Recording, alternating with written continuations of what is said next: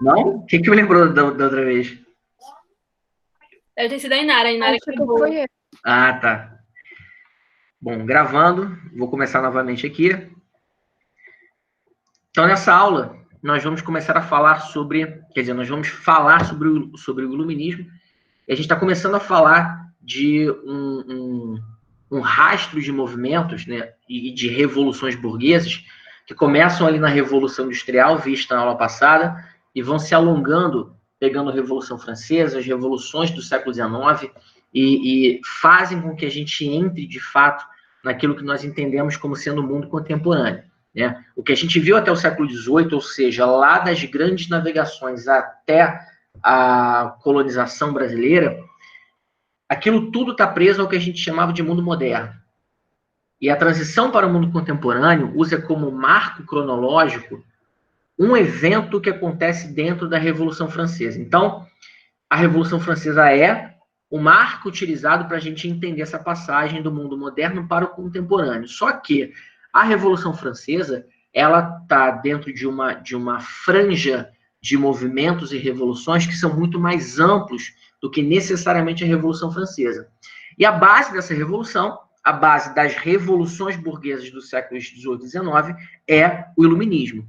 Tanto é que quando a gente fala de iluminismo, a gente está falando de século das luzes, né? Porque o século XVIII é o século em que o pensamento iluminista ele vai ganhar a Europa, ele vai sustentar intelectualmente as revoluções, ele vai migrar para o lado de cá do Atlântico, fomentando também outros processos de efervescência social. Na aula passada, a gente começou a ver a Revolução Industrial, que é o motor econômico dessa passagem para o mundo contemporâneo. E hoje a gente vê, então, o iluminismo, que é uma espécie de motor intelectual para o mundo contemporâneo. A Revolução Industrial acontece ali na segunda metade do século XVIII e ela vai caminhar paralelamente ao iluminismo, muito embora o iluminismo não seja um movimento necessariamente articulado de pessoas intelectuais que pensassem de uma maneira mais ou menos coerente entre si. Tá? Então, o primeiro ponto é o que é, então, o iluminismo? O iluminismo ele é um movimento intelectual de proporções sociais, políticas e econômicas que surge na Europa no século XVIII.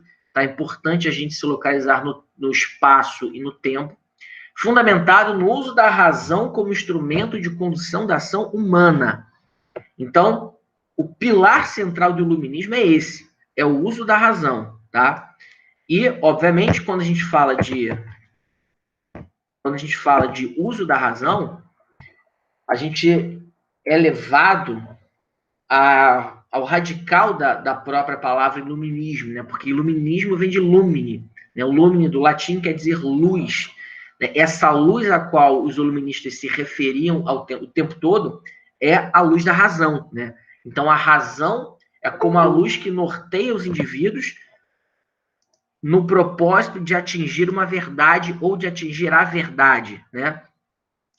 E observem que sempre os iluministas ou o movimento iluminista, eles vão se colocar como uma contraposição àquele pensamento que prevalecia na Idade Média e na Idade Moderna, né? Então, uma das grandes críticas do iluminismo é a predominância do pensamento teocêntrico em relação ao universo, né? Porque uma Europa que estava aqui no século XVIII era uma Europa que já convivia com o cristianismo há 18 séculos, né? 1.800 anos, pelo menos, 1.700 anos, pelo menos. Então, era uma Europa em que o pensamento cristão já estava arraigado, seja ele o cristão católico ou o cristão protestante, ou o cristão reformado. Mas era uma Europa onde predominava o pensamento cristão e o iluminismo ele vai tentar romper com essa barreira, né? Ele passa a não admitir nada mais do que a razão como instrumento de obtenção da verdade. Então, as explicações para os fenômenos naturais, sociais, políticos, eles começam a passar por um crivo, por um filtro, que é o filtro da razão. Então, nesse ponto aqui, eu cito quando acho que ainda na modalidade presencial, a gente falou sobre o renascimento.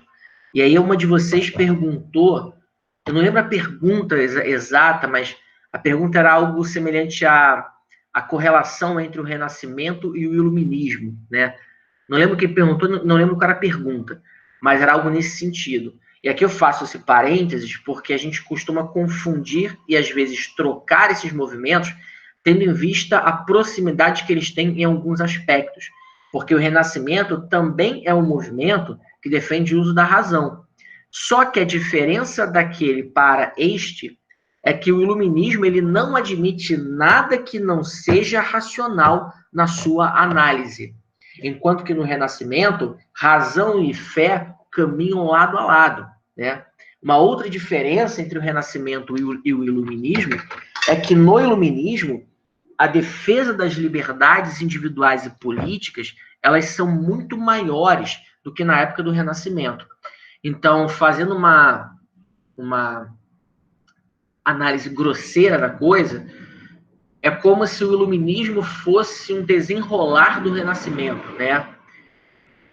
E com muitas ressalvas eu afirmo isso, porque, obviamente, o Renascimento ele nasce na Itália, né? O iluminismo é um movimento tipicamente francês, que nasce na França, então não necessariamente existe uma relação de causa e efeito entre os dois, mas existe uma relação de proximidade entre o que eles pensam e o que foi o primeiro movimento e que será esse segundo movimento, tá? Então, eu não estou afirmando que o iluminismo ele nasce do Renascimento, mas ele pode ser enxergado como um desdobramento de todas aquelas bandeiras levantadas pelos renascentistas lá nos séculos 13, 14 e 15, tá? Então, diferença central entre Renascimento e Iluminismo. Diferenças centrais. A primeira delas é a distância cronológica. O Renascimento acontece nos séculos 13, 14 e 15, o Iluminismo acontece no século 18.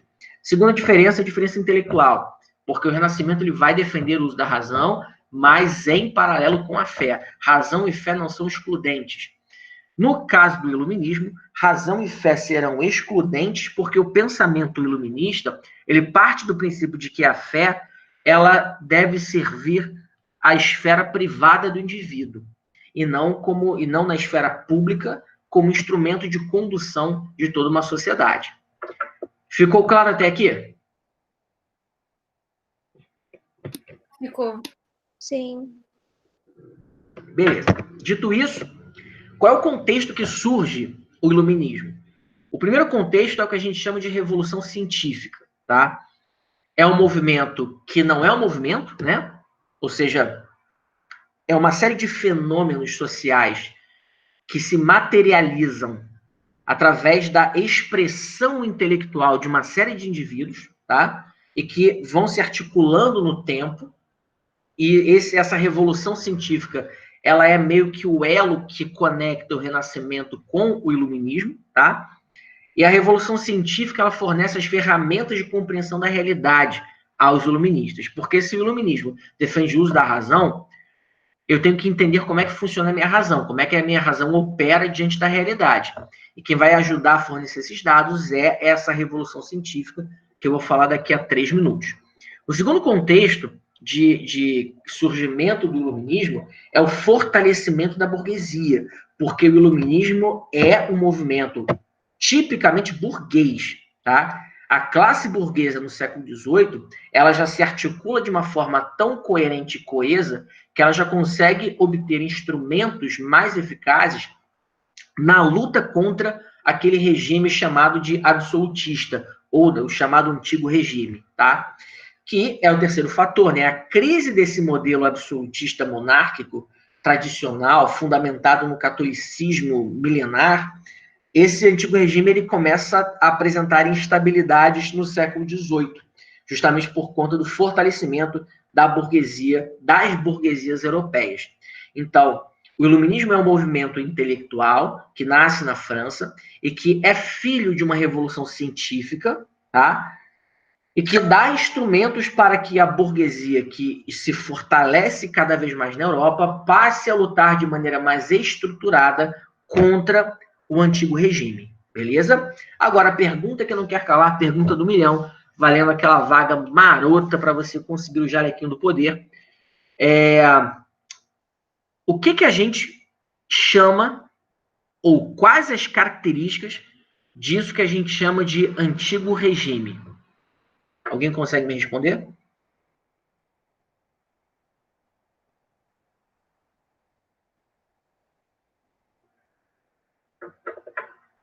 Vou facilitar a sua vida.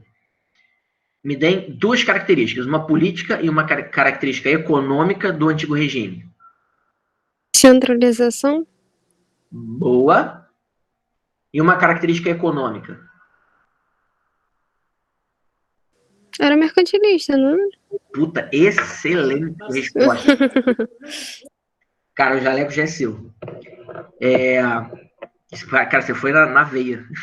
Acertou aquele chute no ângulo. Onde Meu Deus.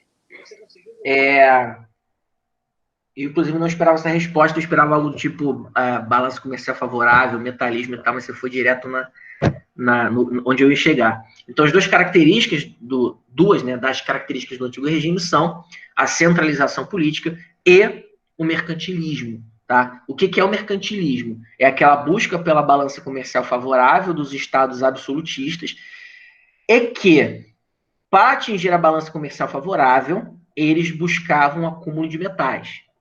Para acumular metais, os regimes absolutistas estabeleciam políticas colonialistas e, ao mesmo tempo, protecionistas. Então, o mecanismo econômico de controle do Estado absolutista é, de um lado, eu exploro colônias que me fornecem matérias-primas para que eu as venda na Europa e, internamente, no meu reino, eu impeço que os habitantes, que os meus súditos, comprem produtos importados para evitar a fuga de metais. Ou seja, politicamente e economicamente, o antigo regime se caracteriza por uma centralização, beleza? Tudo vai girar em torno do Estado. E aqui eu faço um parênteses porque o Estado, nessa época, nada mais é do que uma extensão dos braços do rei, tá? O Estado português é a corte do rei de Portugal. Isso que eu estou falando exige um certo grau de abstração da sua mente, né? Porque é difícil conseguir às 1h20 da tarde, depois de você almoçar. Mas, quando a gente fala hoje em Estado brasileiro, você entende que existem instituições políticas que estão ali antes dos governantes assumirem seus cargos após as eleições, e elas vão continuar ali após o mandato do cara acabar. Então, independente de qualquer coisa, você sabe que existe um Supremo Tribunal Federal que cuida da Constituição, um Congresso dividido em Senado e Câmara dos Deputados e um Poder Executivo, ponto. Independente de quem ocupe essas esferas de poder. Isso é o Estado. Atualmente, o Estado é o conjunto de instituições político-administrativas que organizam a sociedade. Naquele momento, até o século XVIII, o Estado, ele é o rei. O Estado é a corte do rei. Então, eu quero que vocês gravem essa frase que eu vou falar para vocês agora. Até o século XVIII, né, ou até o antigo regime ser totalmente vencido e superado na Europa, não havia diferença entre a vida privada do rei e a propriedade pública do Estado. Não havia uma linha tênue ou uma linha clara que definissem essas duas coisas, porque o patrimônio público pertence ao rei, pertence à esfera privada do rei. É como se o reino da França, o reino de Portugal, o reino da Espanha fossem, na verdade, a casa do rei da França, a casa do rei de Portugal, tá? Inclusive, é por conta desse argumento que a gente não consegue afirmar, cientificamente falando, que havia corrupção no reino português do antigo regime. Porque só há corrupção quando eu me aproprio de um bem público. Mas se naquele momento não existe a diferença entre o que é o público e o que é o privado do rei, né? Se naquele momento do antigo regime o que é público pertence ao rei, então todas as ações que nós enxergamos hoje no século XXI como corrupção não são corrupção, mas são apenas mecanismos naturais de uma sociedade, de um Estado que nada mais é do que a extensão dos braços do rei. Cara, ficou um pouquinho claro isso que eu falei para vocês? Ficou. Beleza. Esse antigo regime, então, é que começa a apresentar problemas no século XVIII e é o que vai desmoronar, começando pela França, né? Então, esse é o contexto em que nasce o iluminismo. Indo por partes, que eu começando pelo começo, a gente começa falando, então, da Revolução Científica, né? Como sendo o primeiro tripé que sustenta esse tal de iluminismo. Como eu falei anteriormente, a Revolução Científica é o elo que conecta o Renascimento do século XV e o iluminismo do século XVIII. Porque o que o Renascimento faz? O Renascimento abre uma caixa de Pandora. O Renascimento permite que as pessoas comecem cada vez mais a explorar os limites da razão. Então a gente observa uma certa movimentação intelectual nos séculos XVI e XVII,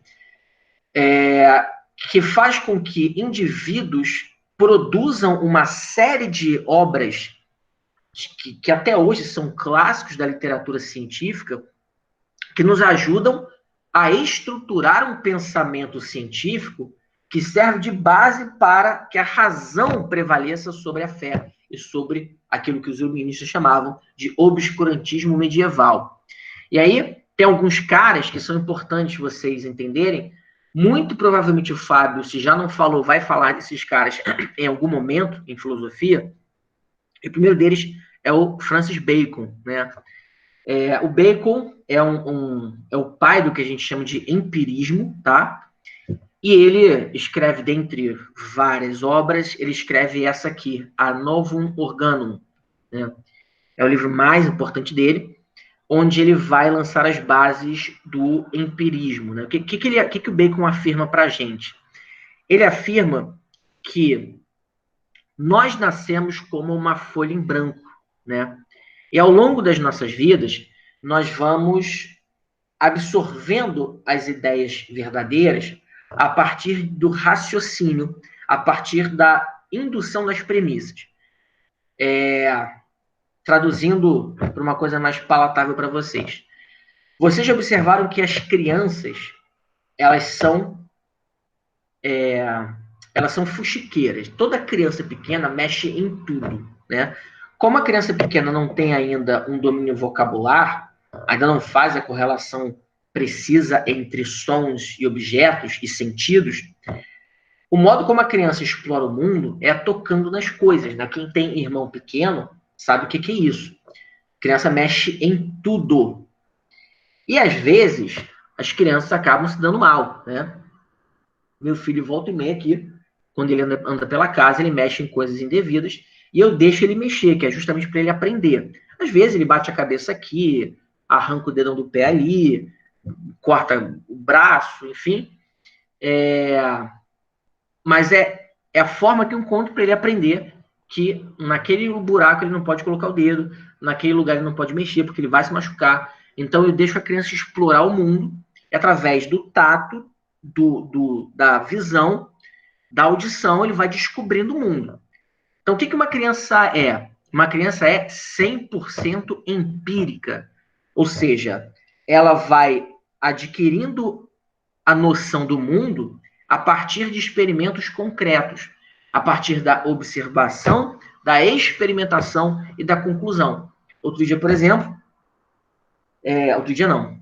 Quando eu era criança, por exemplo, meu pai me conta que eu estava andando pela sala, só de fralda, a fralda devia estar úmida, né? E aí eu meti o dedo na tomada, levei um choque, né? E aí, segundo meu pai, ele deixou para ver o que eu ia fazer em seguida. Eu fui e meti o dedo de novo, tomei outro choque, né? E meu pai deixou mais uma vez. E aí, quando eu tomei o terceiro choque, acho que esse terceiro choque foi um pouco maior, aí eu dei um berro e chorei. O que eu aprendi naquele momento? Eu fiz um experimento naquele momento. Eu tinha, sei lá, 2, 3 anos de idade, não sei. Eu fiz um experimento. Eu coloquei o dedo na tomada e aí sofri uma descarga elétrica. Coloquei de novo para comprovar que tinha sido só aquela vez. Mas não, levei uma outra descarga elétrica. Na terceira vez, repetido o experimento, o que eu observei? que todas as vezes que eu enfiasse o dedo ali na tomada, eu ia tomar um choque, e tomar choque não era algo agradável. O que eu fiz na prática? Eu fiz o que o Bacon chamava de empirismo. Eu observei, eu experimentei e eu tirei as minhas conclusões. Basicamente, o que o Bacon está mostrando para a gente é a base do pensamento científico, né? Então, o Bacon é talvez um dos primeiros a estruturar de modo mais organizado o que a gente tinha que fazer para obter para atingir de fato a racionalidade do pensamento, né? Mas ele foi um dos primeiros. Depois dele, a gente teve uma série de outros pensadores que também afirmaram coisas importantes para a gente. O segundo deles é o Descartes, né? O Descartes ele escreve, na minha opinião, a mais importante obra, tá, dessa ciência preliminar que está se formando no século XVII, que é o discurso do método. Como o nome diz, o que o Descartes está propondo? Ele está propondo um método que vai ajudar a conduzir o pensamento humano. E o Descartes ele afirmava para a gente que a matemática era a ferramenta que nos ajudaria a pensar e a chegar às conclusões, né? Então, através do método indutivo e da lógica matemática, o Descartes afirmava que a gente conseguiria, então, verificar e validar as afirmações, se elas eram verdadeiras ou falsas, né? Esse discurso do método, essa obra aqui de 1637, ela vai ser talvez a pedra fundamental, a pedra de lançamento do pensamento científico mundial, né? Porque é o primeiro tratado que tenta organizar de forma articulada e sequenciada o passo a passo na hora da gente pensar de forma racional, né? Então, se o Bacon diz para a gente o que a gente tem que fazer, o Descartes fala para a gente como a gente tem que fazer, né? Então, esses dois caras são os caras mais importantes quando a gente fala de revolução científica. Como eu falei para vocês anteriormente, essa revolução científica não é um... Tem passou uma moto aqui, um babaca com o motor estourando. Essa revolução científica não é um conjunto articulado de pessoas que se organizam e falam, vamos fazer uma revolução agora. É um movimento que acontece de maneira desordenada, mas que acaba sendo coerente no modo como ela se expressa e nas afirmações que ela postula. Então, toda a produção intelectual ali dos séculos 17 e 18, até chegar ao iluminismo de fato, né? Toda aquela produção entre Renascimento e Iluminismo, toda aquela produção voltada para a ideia da razão, do uso da razão e das ferramentas de compreensão do mundo, tudo isso meio que se articula, né? Todos os livros desses caras, né? Tem outros que eu poderia citar aqui, o Jean-Baptiste Vico e outros, todos eles convergem para o mesmo sentido, né? Que é essa defesa do uso da razão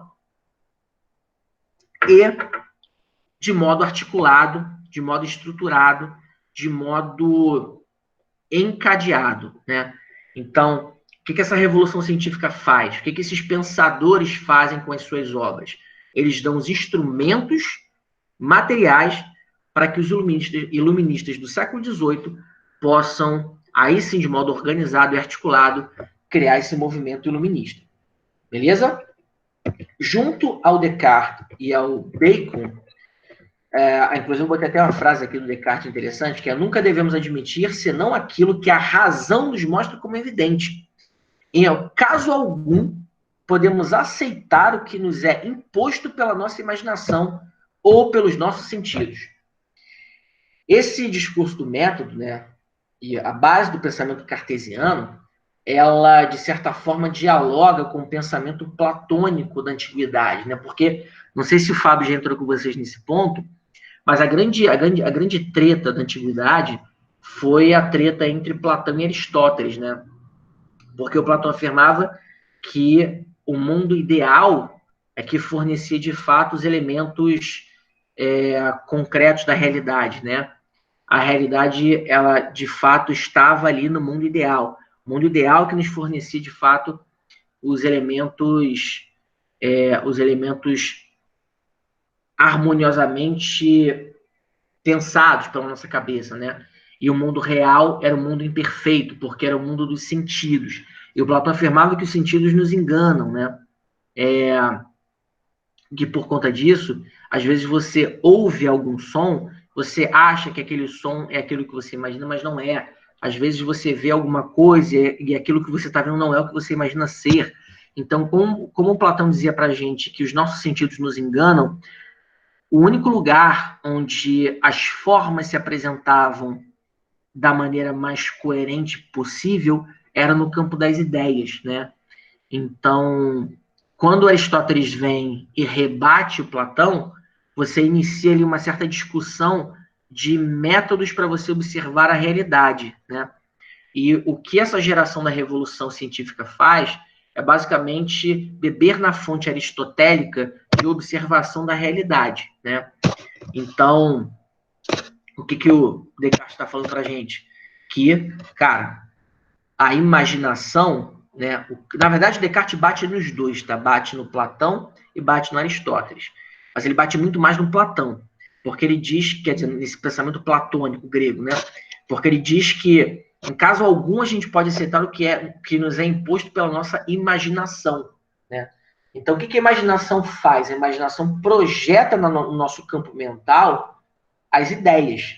Para o Platão, essas ideias é que fornecem, de fato, a precisão das coisas. O Descartes está dizendo que não, que a nossa imaginação pode ser tanto traiçoeira quanto os nossos sentidos. E que, de fato, o único modo da gente verificar e validar as afirmações e validar o mundo em que nós estamos inseridos é através do uso da razão. É a razão que confronta as premissas e leva a... e nos leva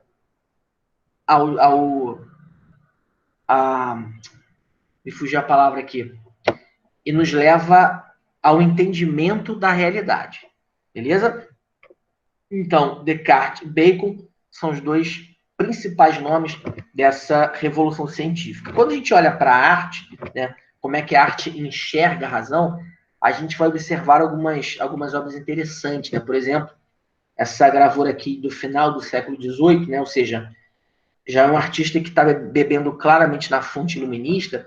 Olha como é que ele retrata os personagens, né? Ele retrata de um lado a liberdade, né? Ele retrata de um lado a liberdade, ela está com um cetro, né? O cetro da razão, e a razão está disparando raios sobre pessoas ignorantes, que não admitem o uso da razão, né? Então, essa imagem é uma síntese do iluminismo. O que o iluminismo defende na sua filosofia mais elementar? Que a liberdade ela está carregada de uma certa dose racional e é a partir do uso dessa razão que nós conseguimos entender a realidade que está diante dos nossos olhos e garantir com isso a nossa liberdade.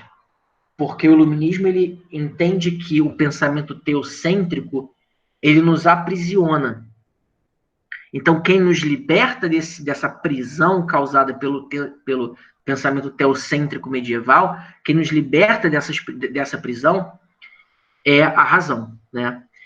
Então, durante um século e meio entre o Renascimento e o Iluminismo, nós fomos observando algumas obras que foram pensadas e escritas por alguns intelectuais, né?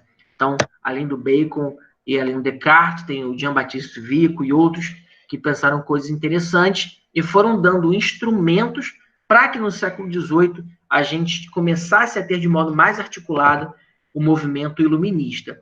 E aí, na segunda metade do século XVIII, a partir de 1751, nós vamos começar a ter uma indústria, um mercado voltado para a produção intelectual iluminista, né?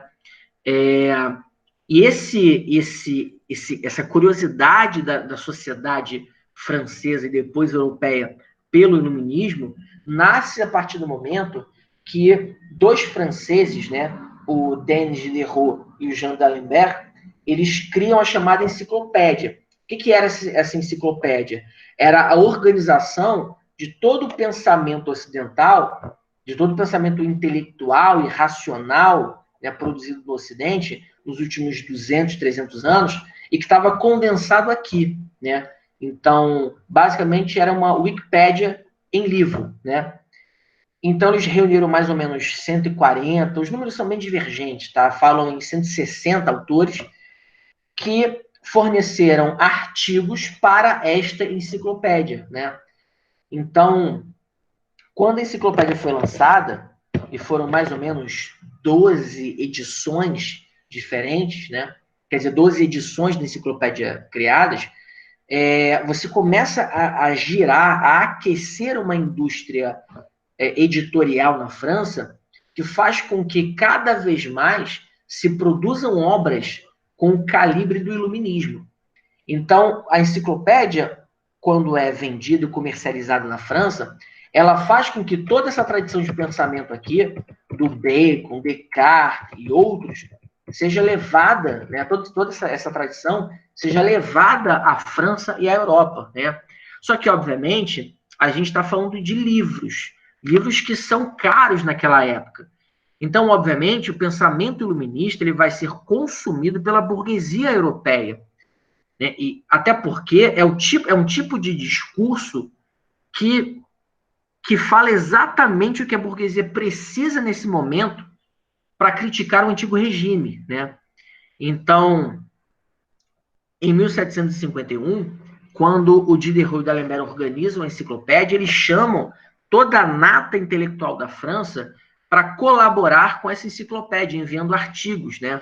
Dentre eles, até botei aqui para vocês, é o Voltaire, o Rousseau e Montesquieu. São três dos vários pensadores que têm artigos produzidos aqui dentro dessa enciclopédia, né? Eles chamavam de verbetes. Então, não sei se você já teve experiência de manusear uma enciclopédia, né?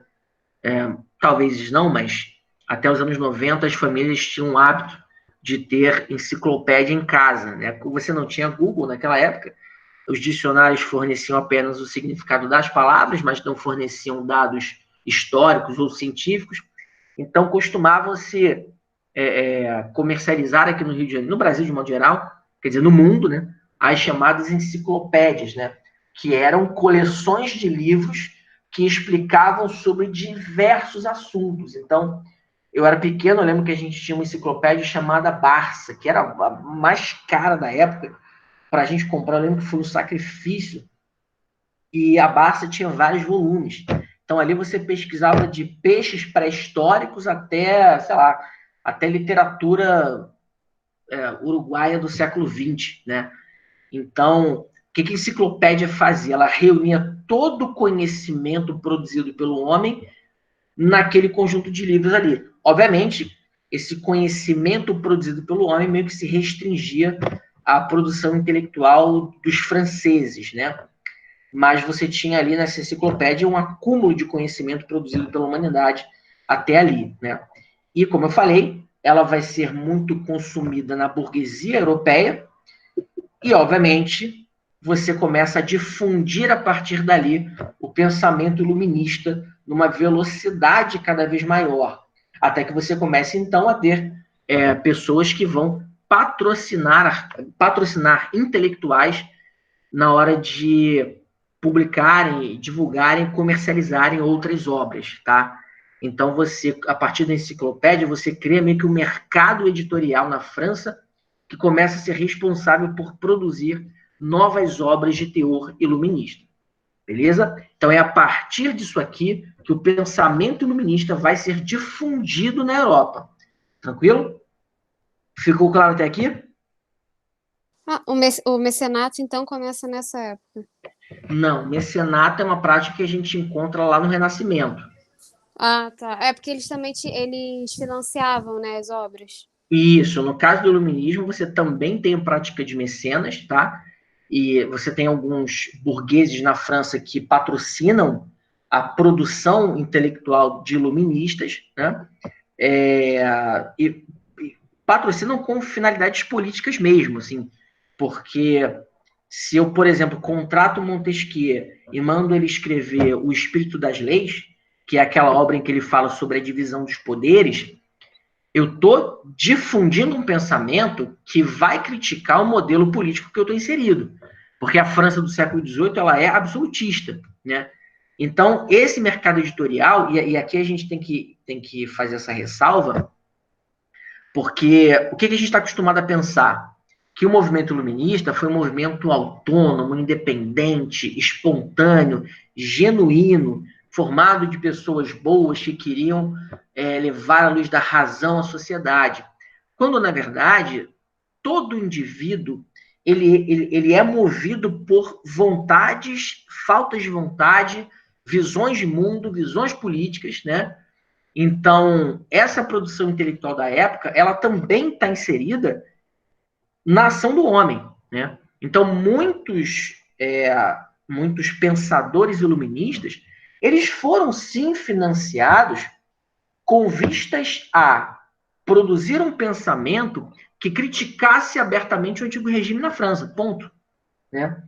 É claro que grande parte dessa produção ela é espontânea, ela é genuína, intelectual, mas o que se faz com esse conhecimento aí vai para uma esfera política, porque grande parte da burguesia francesa critica abertamente o antigo regime francês.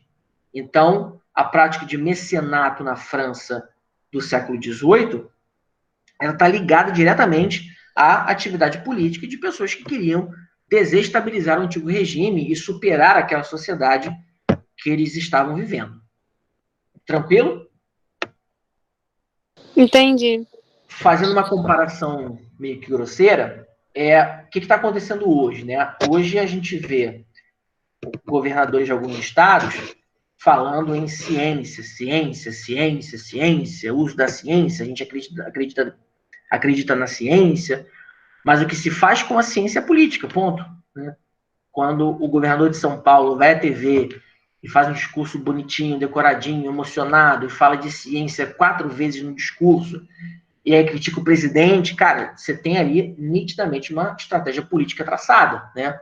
Então, a ciência em si, ela fornece instrumentos para a gente enxergar a realidade, mas quem faz a ciência ou quem se utiliza da ciência posteriormente não está descolado do ser político que nós somos, em essência, né?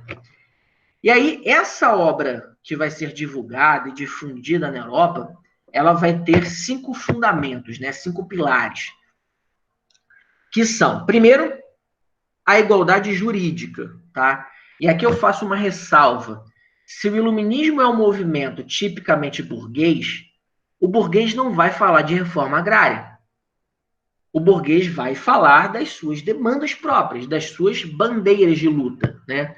O que o burguês quer? Primeiro de tudo, quem é o burguês da Europa? O burguês da Europa é um comerciante rico, ou não tão rico assim, que trava uma luta muito grande e exaustiva contra o Estado, porque o Estado ele centraliza a economia, o Estado ele cria monopólios econômicos que excluem pequenos e médios comerciantes, o Estado faz uma série de manobras que acabam sugando grande parte da produção econômica da burguesia e por aí vai, né? Então, o que o burguês quer? Ele quer uma mudança na configuração do Estado, né? Ele quer que o Estado seja menos interventor. Ele quer mais liberdade para os indivíduos, né? E a primeira mudança que ele quer é a igualdade jurídica, porque ele, burguês, muitas vezes sendo mais rico do que o nobre, ele não tem o mesmo tratamento dado pelo Estado. Porque o nobre na França, no século XVIII, antes da Revolução, o nobre recebe pensão do governo, o nobre recebe condecorações, recebe terras, recebe status, participa das festinhas do rei. Nobres na França não podiam receber multas, né? Em contrapartida, a burguesia estava dentro do mesmo grupo social do povão. E a burguesia não era povão do ponto de vista nem econômico, nem intelectual. O que a burguesia queria? estar na mesma linha dos nobres no que diz respeito ao tratamento jurídico dado pelo Estado. Então, a burguesia não quer igualdade econômica, ela quer igualdade jurídica. Ela quer que todos sejam tratados de forma igual perante a lei. Segundo fundamento desse pensamento iluminista é o direito à propriedade privada. Se eu comentei com vocês, alguns minutos atrás, que o Estado é a extensão dos braços do rei, esses braços podem simplesmente ser abertos e abraçar tudo que está à sua volta. Então, no antigo regime, não tem respeito à propriedade privada do indivíduo. Um belo dia, a sua casa poderia ser sua, na outra, o rei poderia tomar a sua casa sem problema nenhum. E ele faria isso porque ele era o rei, né? Então, o que os burgueses defendem? Cara, a propriedade privada é um bem sagrado, deve ser inviolável. E o papel do Estado é proteger esse direito, tá? O terceiro fundamento... Gustavo, Oi. mas o Rousseau era contra isso, né? Ele era iluminista. Exatamente. Porque nem todos os iluministas vão afirmar essas 5 coisas, né? Isso aqui é meio que uma média aritmética ponderada do pensamento iluminista. Quanto mais a gente vai chegando para o século XIX, mais esse pensamento iluminista vai se posicionando de forma radical em relação ao iluminismo mais tradicional, né? Então, sim, o Rousseau vai se posicionar em relação a isso. Na verdade, o Rousseau se posiciona quase em relação a tudo que está aqui, tá? Mas principalmente em relação a esse direito à propriedade privada. Tá? O terceiro fundamento é a defesa do contrato social. Então, os iluministas, como são burgueses, como tudo o que eles têm vem do comércio, de práticas comerciais, eles defendem uma sociedade em que cada indivíduo possui um papel e esses papéis estão estabelecidos através do contrato social, tá? Hoje em dia, esse contrato social é chamado de Constituição, que é o contrato social que nos rege enquanto indivíduos, né? Na época, século XVIII, você não tinha ainda uma Constituição. Cada estado tinha suas leis, mas essas leis eram feitas pelo rei, em função do rei, e sobrepondo-se ao indivíduo. E muitas vezes as liberdades individuais eram violadas em nome de um Estado absolutista. Então, o que o burguês defende? O contrato social. Cada indivíduo tem a sua parte, a sua responsabilidade e os seus direitos e deveres naquela sociedade. E todo indivíduo deve abrir mão de parte da sua liberdade para que o Estado seja responsável pela liberdade de todos, tá? Quarta característica é a defesa da liberdade de pensamento, tá? Só voltando aqui no terceiro ponto, por exemplo, o que se defendia, né? Que o Estado limitasse um pouco a capacidade do indivíduo e retirasse algumas liberdades para garantir outras, tá? Essas outras, aí voltando aos tópicos 4 e 5, seriam um grupo de liberdades, né, enxergadas como as principais liberdades do indivíduo, e 2 delas são liberdade de pensamento, /expressão, e a liberdade econômica, tá? Então, para os iluministas, o contrato social deveria privilegiar a igualdade jurídica das pessoas, a inviolabilidade da propriedade privada, a liberdade de pensamento e expressão, e a liberdade econômica. Então, o pensamento iluminista gira em torno desses 5 aspectos aqui. Deu para sacar? Gustavo, Oi. qual a diferença da liberdade econômica para a igualdade jurídica? Igualdade jurídica é você, estando em um tribunal, responder a um crime ou a uma acusação nas mesmas condições que um nobre, por exemplo, né? Olhando para essa época aqui.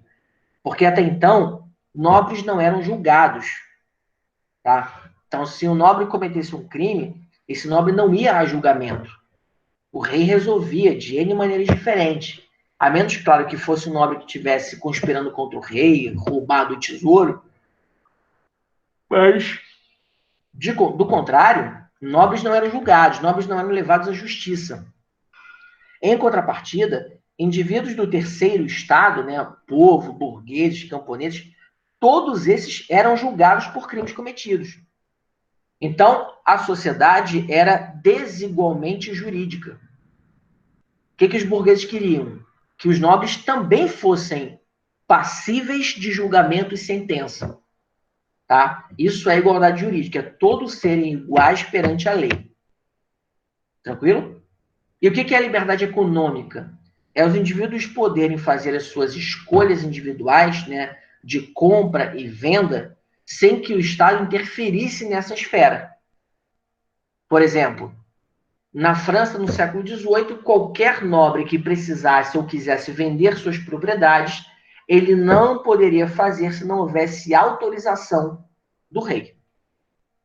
Então, liberdade econômica é você descolar a mão do Estado das relações de troca entre os indivíduos. Tranquilo? Entendi. Um outro exemplo de liberdade econômica defendida era em relação à metrópole e às colônias, né? Porque tudo o que não existia entre uma metrópole e uma colônia era uma relação de liberdade econômica, pelo contrário. A relação que existia, por exemplo, entre Portugal e Brasil era uma relação que a gente chama de exclusivo metropolitano, né? O famoso pacto colonial. O pensamento iluminista vai ser contra isso. E eu vou falar mais à frente por quê, tá? Mas liberdade econômica, ela privilegia as relações de troca entre os indivíduos, desde que essas relações não sejam atrapalhadas, atravessadas e influenciadas pelo Estado. Tranquilo? Entendi, obrigada. Valeu. Então, alguma dúvida em relação aos 5 fundamentos do iluminismo?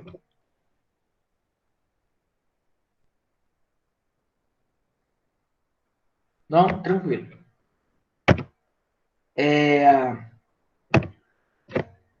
Resumindo, esses 5 fundamentos nos fazem, então, enxergar que os 3 grandes alvos do pensamento iluminista eram o absolutismo, o mercantilismo e o clericalismo. Tá? Então, o que os absolutistas pensavam? Que o poder não pode estar concentrado nas mãos do rei. Segunda crítica. A economia deve ser regida pelas leis naturais. Que leis naturais são essas que os iluministas vão dizer? São as leis de oferta e demanda. Então, a lei de oferta e demanda é a única capaz de reger a economia. Isso na visão dos iluministas. Beleza? Porque o que é o mercantilismo?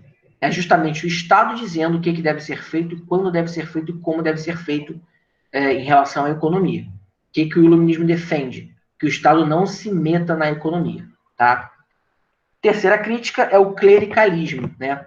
Então, os iluministas afirmavam que a religiosidade ela cabe à esfera privada, ponto. E automaticamente, ao criticar isso aqui, eles também voltam a crítica novamente para o absolutismo. Porque, não sei se vocês lembram, desde o século XV, XVI, rolava aquele troço que a gente chama de teoria do direito divino. Né? O que era isso? Era uma teoria política que afirmava que os reis que estavam ali, né, era a teoria do direito divino, ela afirmava que os reis estavam investidos de uma autoridade divina para exercer o seu cargo de rei. Então, se eu estou criticando a religiosidade e dizendo que ela cabe apenas à esfera privada, eu não permito que ela determine ou que ela justifique o exercício do poder de um rei absolutista. Então, essas são as 3 principais críticas do iluminismo a partir dos 5 fundamentos que nós vimos aqui. Beleza? Sim ou não? Ô, Gustavo, então para eles o Estado tinha que ser laico já desde essa época que surgiu isso? Perfeito. Eles é que inventam esse troço de Estado laico. Eu achei que era uma coisa mais recente isso. Não. Na verdade, você... na segunda metade do século XIX apenas é que você começa a ter uma adesão a esse modelo, né? A França demora um pouco, né? A gente vai observar na aula que vem que apenas na fase jacobina da Revolução Francesa que de fato houve uma separação total, mas quem lança as bases para isso é o iluminismo, tá? Só que assim, de novo, apenas as experiências republicanas, né, ou monarquistas parlamentares da segunda metade do século XIX para frente é que vão, de fato, experimentar um Estado laico de fato, né? Mas a teoria disso a gente encontra lá no Iluminismo. Beleza? Tá bom. E aí, a gente viu anteriormente os pais da Revolução Científica, agora a gente vê os pais ou os principais nomes do pensamento iluminista, né? O primeiro deles é o John Locke, e esse é um dos únicos não franceses, né, associados ao iluminismo. Na verdade, o Locke ele nem é iluminista, né? Ele nem faz parte do movimento francês. Mas as coisas que ele fala, elas se correlacionam muito com o que pensa o iluminismo. Então a gente acaba trazendo ele para o bloco iluminista só para ver como é que o que ele pensa faz todo sentido, né? O que o Locke criticava? Ele criticava abertamente a teoria do direito divino dos reis. Ele combate o absolutismo, né? Então olha que coisa louca. Para ele, a soberania não reside no Estado, mas sim na população. E admitindo a supremacia do povo sobre o Estado deve, quer dizer, o povo, né, deve respeitar as leis natural e civil. O Estado deve respeitar as leis natural e civil, zelar e defender os direitos naturais do cidadão, senão o povo poderia substituir o governante. Tá? Era assim que o Locke pensava. Obviamente que não foi assim que foi feito de cara, tá?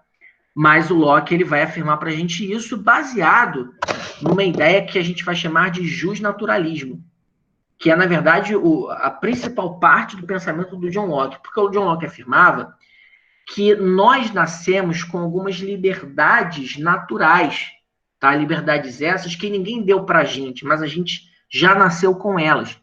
E que liberdades são essas? Que direitos naturais seriam esses? Seriam o direito à liberdade de expressão, o direito à liberdade de pensamento e o direito à propriedade privada. Então, John Locke afirma para a gente que algumas liberdades e direitos, eles são naturais ao indivíduo. Então, esse conjunto de direitos, aos quais nós chamamos de justnaturalismo, eles são a base do pensamento de John Locke. O que faz com que nós, hoje em dia, passemos a chamar o John Locke de pai do liberalismo, né? Porque o que é o liberalismo? É a defesa do indivíduo sobre o Estado, é a defesa da propriedade privada do indivíduo e a defesa das liberdades individuais de pensamento, de expressão e econômica. Então, esse pensamento liberal que nasce no iluminismo, ele tem no John Locke o início, né, a primeira articulação dessas ideias, tá? Inclusive, John Locke vai ser citado por muitos outros autores iluministas no século XVIII. E aí, dentre os iluministas, a gente tem aí o que é talvez um dos mais importantes, que é o Voltaire, né? Botei aqui para você entender que Voltaire era um pseudônimo. O nome dele, de fato, era François-Marie Arouet, né? Arouet, sei lá como é que pronuncia esse último aqui. Mas o Voltaire, ele é um dos mais importantes pensadores iluministas. Ele era um professor de origem burguesa, que tem um trânsito bacana nas cortes europeias, né? Então, ele é um iluminista, mas que frequenta os círculos de nobreza. E é um cara que critica abertamente a igreja e o absolutismo, tá? O que ele propõe? Ele propõe que a burguesia esclarecida participe do governo. Porque até então, o governo não dava espaço oficialmente para a burguesia participar, né? E o Voltaire, né, quem me perguntou sobre Estado laico, o Voltaire é um dos primeiros a defender a separação entre igreja e Estado, né? Porque ele critica de fato o modo como a igreja está presente no Estado e o modo como o Estado é regido pela igreja e vice-versa. Então, ao criticar essa simbiose entre igreja e Estado, o Voltaire acaba lançando as bases para o pensamento laico que prevalece no mundo do século XIX para cá, né? E, inclusive, é dele aquela frase máxima, né, de que posso não concordar com nenhuma palavra que você diz, mas defenderei até a morte o direito de você dizê-las, né? O que isso mostra para a gente? Que o pensamento do Voltaire, o pensamento iluminista do Voltaire, ele abraça muito claramente a defesa da liberdade de expressão e de pensamento, né? O segundo pensador iluminista, então, Voltaire fala de liberdade de expressão e ele critica a junção, a proximidade entre igreja e Estado, tá? O segundo pensador é o Barão de Montesquieu, né? Repara que eu falei Barão de Montesquieu, né? Montesquieu também não é o nome dele, é o título,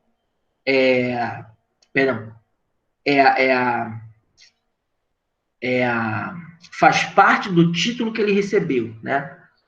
Então, como aqui no Brasil, por exemplo, você tinha o Barão de Mauá, por exemplo, né? Mauá é a cidade, né? Ele era o barão da cidade de Mauá. O nome do cara era Irineu Evangelista, né? Então, o Barão de Montesquieu não é o nome dele, mas é o nome do título que ele recebe. Então, repara que eu estou falando de um cara que pertence à elite aristocrática, né? Montesquieu, ele é um nobre. Olha o que ele fala. É uma verdade eterna. Qualquer pessoa que tenha o poder tende a abusar dele. Para que não haja abuso, é preciso organizar as coisas de maneira que o poder seja contido pelo poder. Então, Montesquieu, no século XVIII, está dizendo para a gente o que todo mundo sabe, que o exercício do poder faz com que as pessoas abusem dele. E para você evitar que isso aconteça, você deve limitar a ação das pessoas que detêm o poder, né? E como é que a gente faria isso na visão do Montesquieu? Simples. É só você criar outras esferas de ação que limitem a ação de um único poder. Então, basicamente, o que o Montesquieu fala é o seguinte: o rei, no antigo regime, ele concentra as capacidades de governar, de legislar e de julgar as pessoas. Só que isso é um acúmulo tão grande de poder que há necessariamente um abuso desse poder consentido. Então, Montesquieu diz para a gente que deve haver um desmembramento das capacidades de poder do governante. Então, o governante ele não pode mais legislar, julgar e governar. Ele tem que governar, deixar alguém para legislar e deixar alguém para julgar as pessoas, né? Então, Montesquieu, no seu livro máximo, né, chamado de Do Espírito das Leis, Montesquieu ele acaba apresentando para a gente a ideia da tripartição dos poderes, que é o que prevalece no mundo quase todo, né? Então, você tem aqui no Brasil o poder executivo, judiciário e legislativo. E olha como é que funciona essa divisão de poderes. Muito embora você tenha uma tensão no ar entre o presidente da República e o do Congresso, e o presidente do STF, você observa que essa divisão de poderes é que impede que o presidente da República, ou que o presidente do Congresso, ou que o presidente do STF excedam nas suas atribuições. Então, o presidente do Congresso ele tem um limite ali. Qual é o limite dele? O poder executivo e o judiciário. O chefe do judiciário tem um limite ali. Qual é o limite dele? É o poder executivo e o poder legislativo. E o poder executivo tem um limite, que são os poderes judiciário e legislativo. Então, dividindo os poderes, ninguém concentra tudo numa mão só. E você permite que a máquina funcione de maneira mais equilibrada, tá? O terceiro pensador é o Jean-Jacques Rousseau, que alguém havia comentado, né, como sendo o cara que vai criticar a propriedade privada, né? Inclusive, Rousseau, muitas vezes, ele é colocado num grupo diferente, né?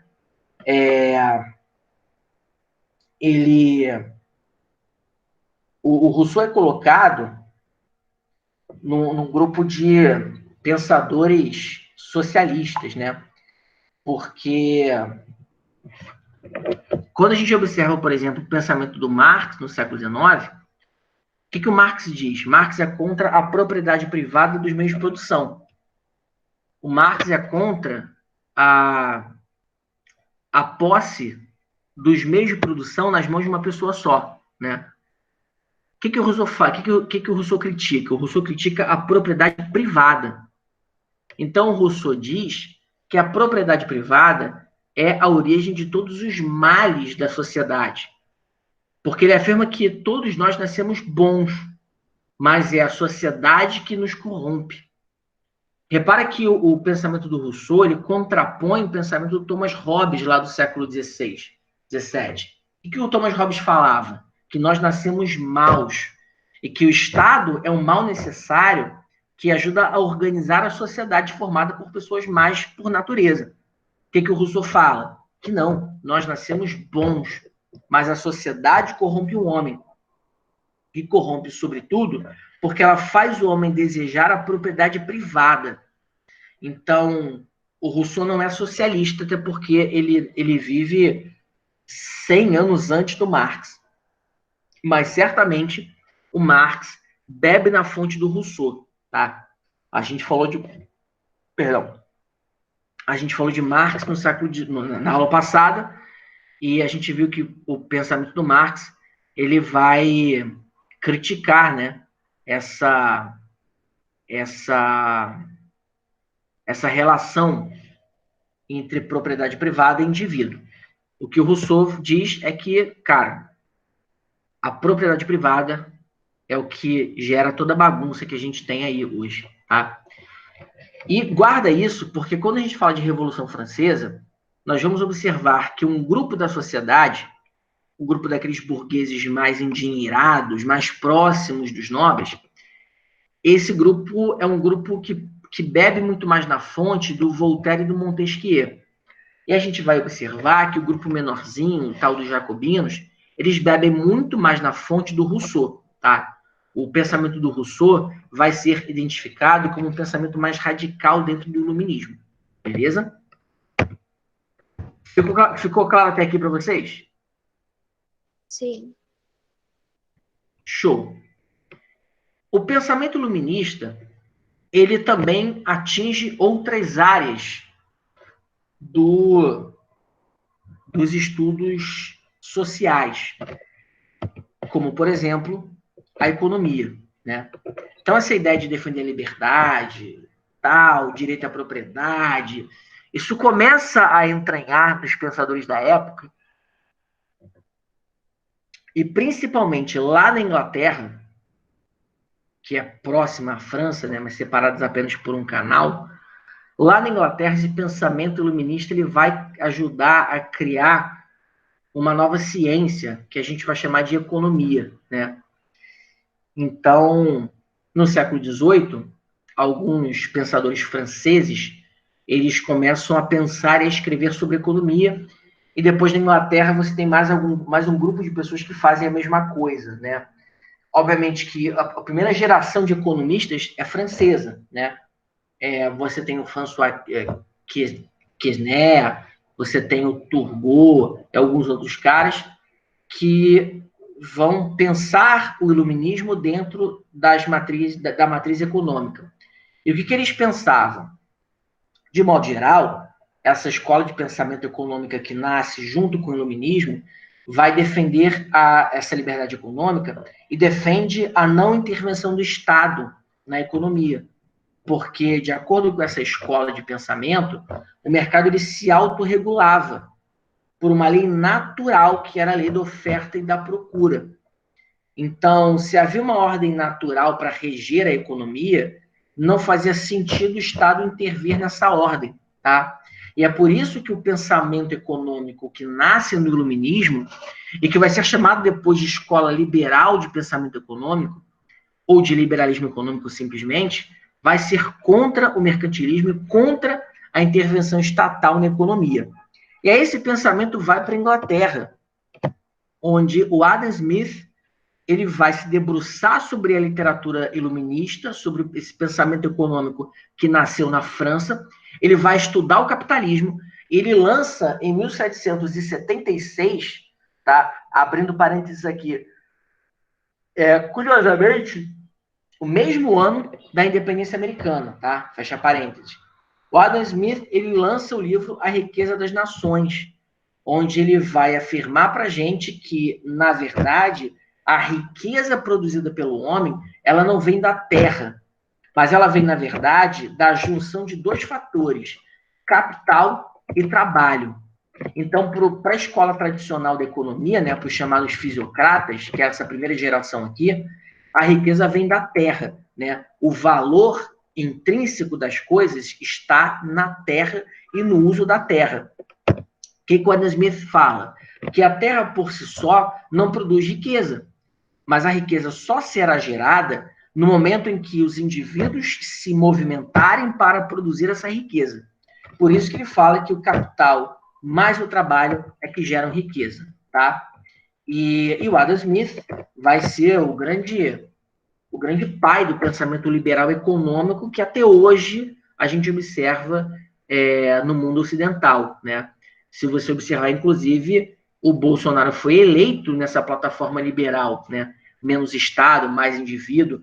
O João Amoedo, do Partido Novo, também bebe nessa fonte, né? Outros candidatos, como Henrique Meirelles, também flertaram com esse pensamento liberal, enfim.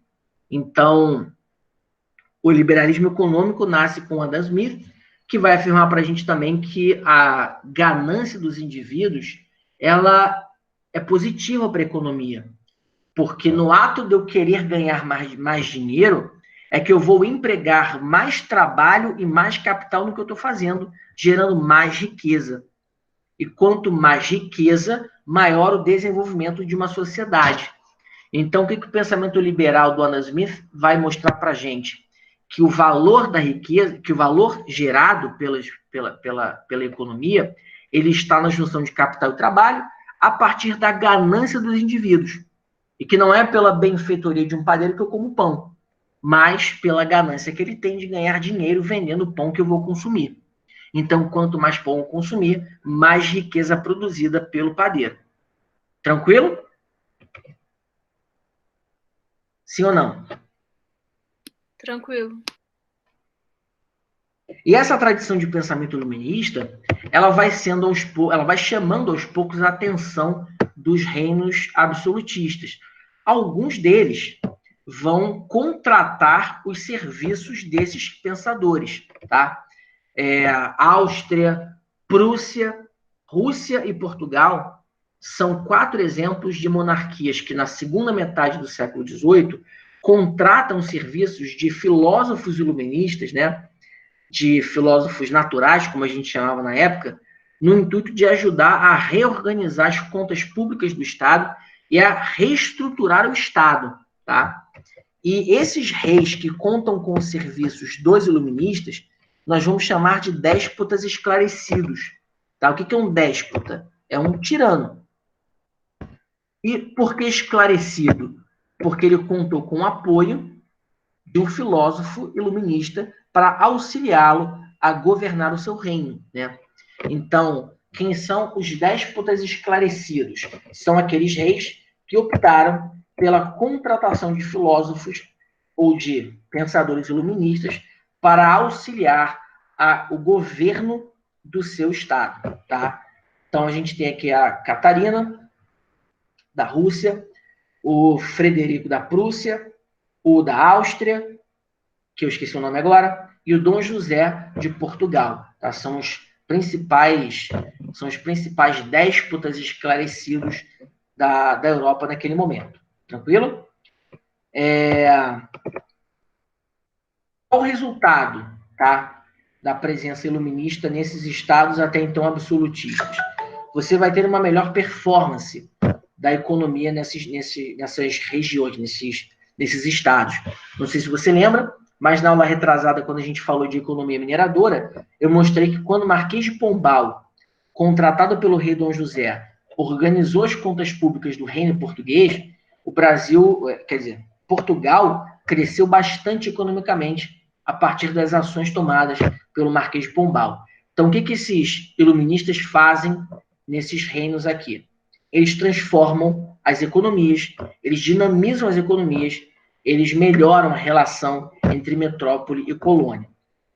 Só que é óbvio que esse pensamento iluminista de liberdade, autonomia do indivíduo, também vai ajudar a sustentar movimentos separatistas, né? Porque se o iluminismo defende a liberdade individual frente ao Estado, é natural que movimentos como a Inconfidência Mineira, a Conjuração Baiana ou a Revolução Pernambucana sejam influenciados por esse pensamento. Então, quando a gente olha no século XVIII e XIX, cara, independência dos Estados Unidos, Revolução Francesa, Revolução Liberal do Porto de 1820, Revoluções de 1830, Inconfidência Mineira, Conjuração Baiana, Conjuração Carioca, Revolução Pernambucana, Confederação do Equador. Então, você tem vários movimentos no Brasil e no mundo que acontecem do final do século XVIII até a primeira metade do século XIX. Você tem vários movimentos que são inspirados nas teorias iluministas. Dúvidas até aqui?